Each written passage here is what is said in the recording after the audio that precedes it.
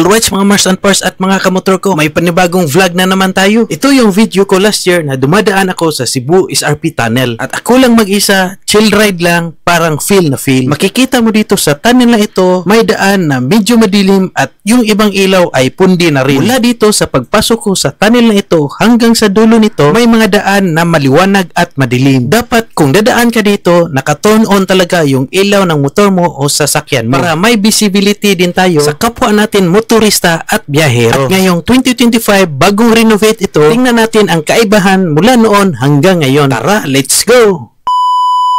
Tara na't samahan niyo ko sa biyahe, may kwento akong siguradong kayo'y mabibighani. Sa Cebu ito, isang tunnel na kilala, SRP Tunnel, binuksan na at ito'y bagong gawa. Bagong bihis, bagong ganda, daan ng motor, kotse at iba pa. Dati ito'y medyo madilim, nakakabahala. Ngayon, ibang klase, parang kwento sa isang nobela. Pagpasok ko pa lang, ramdam ko ang linis, pader na may tiles, puting makinis. Sa taas ng tunnel, makikita'y ayos, ilaw ay maliwanag, daan ay tuloy-tuloy at maayos. May daang simentong bago, walang sabit, ramdam mo agad, mas smooth na biyahe at sulit. Ang puting tile sa gilid, astig ang dating, parang liwanag ng buwan kung gabi ang darating. Ligtas sa mata, presko ang tanaw, parang art gallery na ginawang daan ng galaw. Ang ilaw sa loob, parang araw sa dilim, wala ka ng kaba kahit gabi ay dumilim. Ang tiles na ito ay hindi lang pampaganda, nakakatulong din ito sa ilaw, aba. Reflection ng ilaw ay tamang-tama. Hindi rin masakit sa mata at hindi rin nakakabahala. Dati-rati, SRP Tunnel ay iwasan, ngayon ay dinadaanan ko pa ng dahan-dahan. Pinagmasdan bawat detalye, bawat ganda. Proud ako bilang Cebuano naglalakbay sa ating bansa. Sa mga tao hindi pa nakadaan dito, try nyo na. Gabi o araw, maliwalas talaga. Kudos sa mga gumagawa dito, sa nagplano at nag-ayos.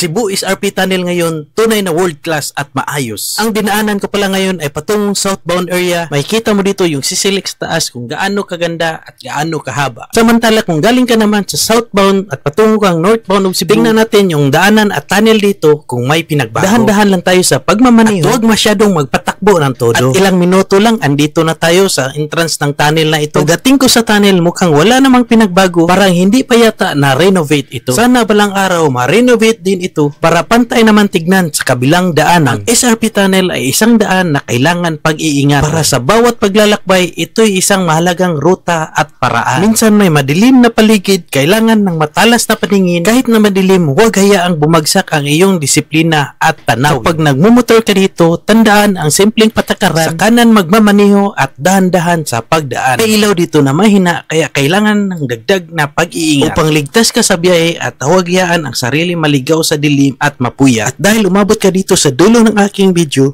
pwede ba tayo makahingi ng pabor sa pag-like and follow sa aking Facebook page, TikTok account at huwag kalimutan mag-subscribe sa aking YouTube channel para may gana pa rin tayo mag-vlog at mag-travel.